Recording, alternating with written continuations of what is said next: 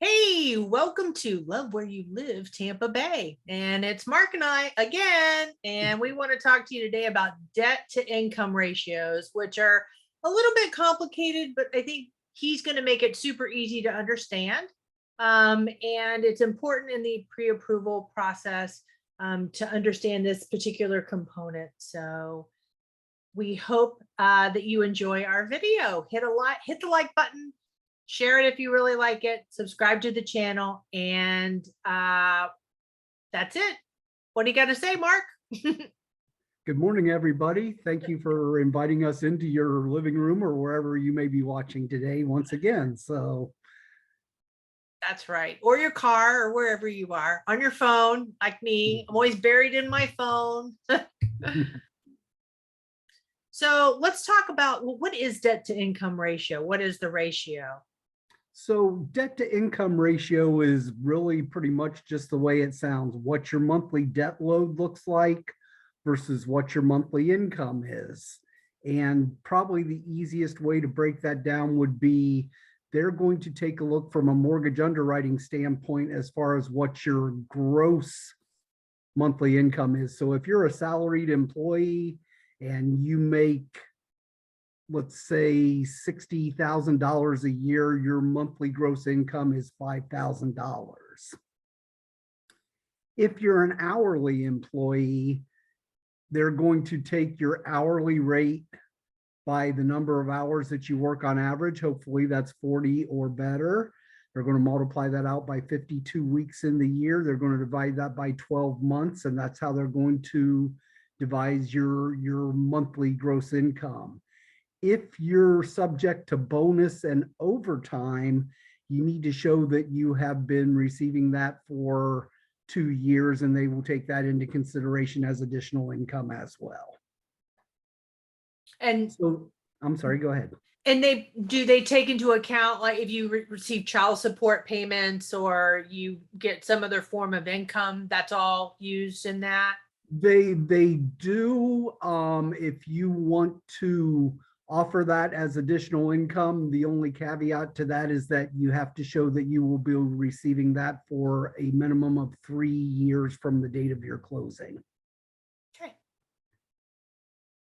So in taking a look at debt to income ratios for particular loan scenarios, it's really pretty simple.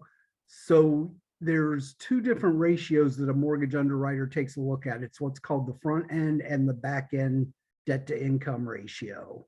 And the front end is everything that's going to go into your new mortgage payment: principal and interest, taxes and insurance, flood insurance if required, and mortgage insurance if required. And that will come to a monthly dollar amount. Let's say, for the sake of this conversation, that amount is $430 a month. If you're making $1,000 a month, that represents 43% of your monthly income, which is usually about the max that you will get on a conventional loan. For a front end debt to income ratio is 43%. For FHA, that front end can go as high as 47%. Then, in taking a look at the total overall picture, what they'll do is they'll take a look if you have any additional payments, as far as like credit cards that are on your credit bureau, car payments. They don't look at utilities, insurance, anything like that, just simply trade lines that are on your credit bureau. So let's say that same scenario, you make $1,000 a month, your monthly payment's going to be $430 a month. That's your 43%. That means the balance of your debts on a conventional loan can be no more than $70, because 50% is the back end debt to income ratio that they will approve. So that means your housing is $430, your other payments are $70. That's $500, which is 50% of your $1,000 a month gross income. With FHA, like I said, they'll go to a 47% front end debt to income ratio and a 57% back end debt to income ratio. So that means essentially on $1,000 a month income, your housing payment could be $470. All other payments could be $100, which would take you to 570, which is 57% of your $1,000 monthly gross income. So whatever your income is, multiply that out or divide that out. If you, like I said, if you make 60,000, that's 5,000, you know, do the math, but essentially that's what on a conventional, that is 2120 that you could have as a monthly housing payment, and 350 for your other payments, cars, credit cards, everything like that. So it's really a simple formula, but it's something that you really need to know. Very important that when you're applying for a mortgage loan, whether you're selling your home and you're moving into a new home, you need to know what those items are. If you're buying into a new home, it's very, very important that you speak to somebody and you get pre-approved so that you know how much house you can afford based on particular scenarios. And Debbie, you're a listing agent. You know very, very well that having somebody bring you something showing that they've been pre-approved by the lender, that the assets have been verified, that the income has been verified, the debt to income ratio has been verified, that gives you a warm fuzzy feeling to be able to accept that offer from that buyer, as opposed to somebody who just comes to you with a pre-qualification letter. Yeah, and as the market starts adjusting and we are beginning to see that happen, sellers want to make sure that the offer that they do accept is going to actually make it to the closing table.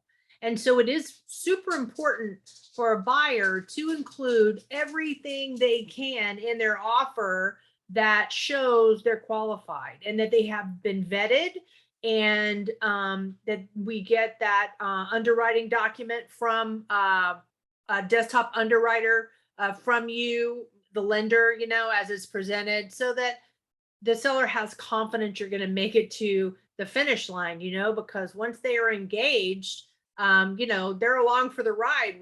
It's the buyer that's being put through most of the hoops, so to speak, that they are going to have to jump through to make sure that they have all the information the underwriter needs, and the inspection and insurance and all that.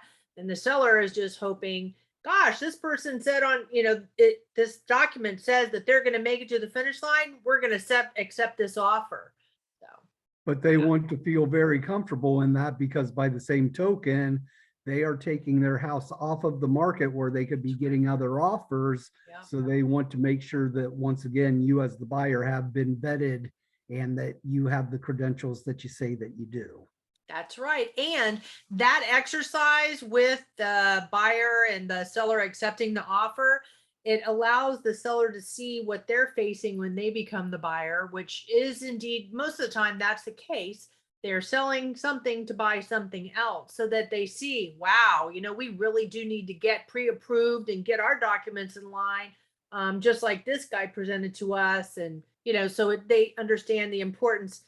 We can say it, but when you walk through it and you see it, you're like, oh, okay, I see now. Right?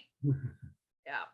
So one other particular type of loan, actually two different particular type of loans.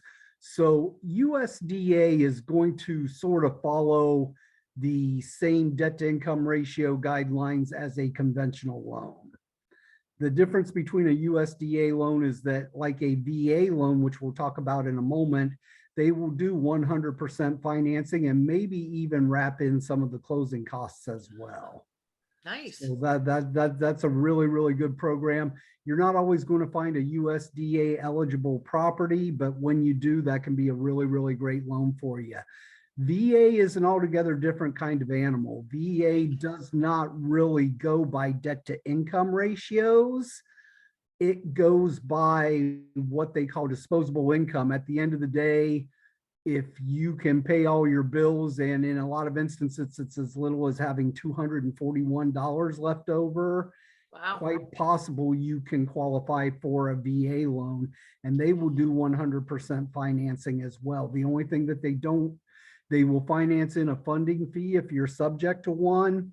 With a VA loan, there is no mortgage insurance, so that's a great benefit.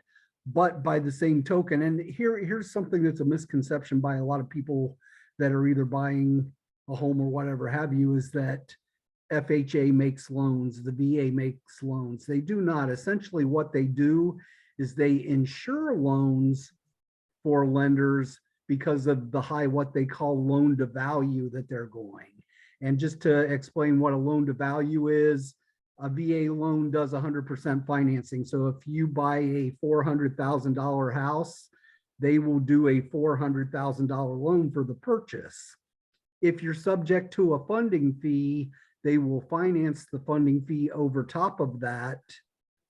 If you're 10% disabled or better through the VA, you're not required to pay a funding fee, but there is always lender, title, and governmental fees that are over top of that. So you're going to need to bring some money to the table for those items. So Yeah, the VA, we can't do enough for our veterans. So I'm hopeful that we will be able to process way more VA loans in the coming year than we have in the past couple of years. It's been harder for those folks. I know, at least in my experience, the last couple of years have been a little bit harder. I'm hoping so. I'm thinking you and I are talking a lot here lately about the Hometown Heroes program, and that's a great program because for a VA loan, that'll do your 100% financing. If you're subject to a funding fee, you can finance your funding fee on top of it, and it will give you 5% of your loan amount up to $25,000 to pay all your closing costs. So it's quite possible with that program in a VA that you can get in a house with no money out of your pocket. What a great day that will be, especially for the veterans. I applaud that. I'm excited to hear Right, that. right. Definitely. Anything else we need to know about the pre-approval process or debt to income? Just really important that like I said, as you're out, if you're shopping for a home, if you're selling your home and you're getting ready to buy into a new property, I would talk to a lender and I would make sure that I would provide those documents that they ask for. Your asset statement showing where the monies for the transaction is coming from, 2 years worth of W-2s if you're a W-2 employee, 2 years of tax returns if you're self-employed, 30 days worth of paycheck stubs, and let them do the work and put it in front of an underwriter so you can buy with confidence knowing that you're approved. The only thing I will say is that, and I'm a little guilty of this myself, I will usually qualify people up to the very top of their buying power. And in this environment with the rates changing almost on a daily basis, Right. what you qualify for today may not be what you qualify for next week. So it's very important that, if you're going to be buying, if you're going to be selling and buying, that if you get an approval under today's terms and conditions, I would ask your lender if they have what's called a lock and shop program, which we do have, where we can lock your rate for 60 days if you think you're going to be buying and closing within 60 Yeah. days. Very That can important. that can be an extended an extra 30 days, but that way you know what the terms and conditions of your loan are, and based on the underwriting that was done that you qualify for that loan. You don't have to worry about a rising interest rate as you're in your shopping process. So Yeah, and that can put undue pressure on a buyer if they don't have that option to be able to lock that rate and shop, because that's a lot of pressure. Oh my gosh, what's the rate today? What's our payment today? That's too much pressure. right. Yeah, that's crazy. No, we don't want, we need, it's already going to be stressful enough. We don't need, the addition of additional stress. So that's an awesome benefit, definitely. Absolutely. So that's really about all I've got to say about those items. Just if anybody really wants to know where they stand out, reach out to Debbie. She'll touch base with me, or reach out to me. More than happy to talk to you and work on helping you get in a position where you can do and shop with confidence. So Yep. And there's just one last thing I have to say. We are entering into the buying season. Christmas is coming up. It's the end of the year. A lot of people make purchases or try to make purchases by the end of the year. And it's super important that if you are in the market for a house, to watch your spending during the loan process. A lot of people get caught up in the Black Friday scenario, and they may actually accidentally open a line of credit and it could blow your deal. So just FYI, I'm No glad new you lines of mentioned, credit. I'm glad you mentioned that. That was in the back of my mind. Once you've started the mortgage process, please do not go out and buy a new car. Please do not go out and open new open trade lines. We want to give you a pre-approval, but it's based on what we know today. But if you do something in the interim, we don't know about it. Like Debbie said, that can affect your approval, that can affect your buying power, that can affect your loan altogether. So It sure can. And it's so easy. You're in Black Friday. All of a sudden, they're like, oh, if you fill this out, you're getting extra 10%. Don't do it.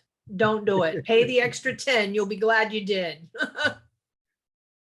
All right. Well, that's it for today. Thank you so much for joining. Again, if you can like and share, it really help the channel out. And we hope that you will reach out to us for any of your buying and selling needs. thank you, Debbie, for having me again. Thanks, Mark. We'll be talking soon. You guys have a great day. Bye.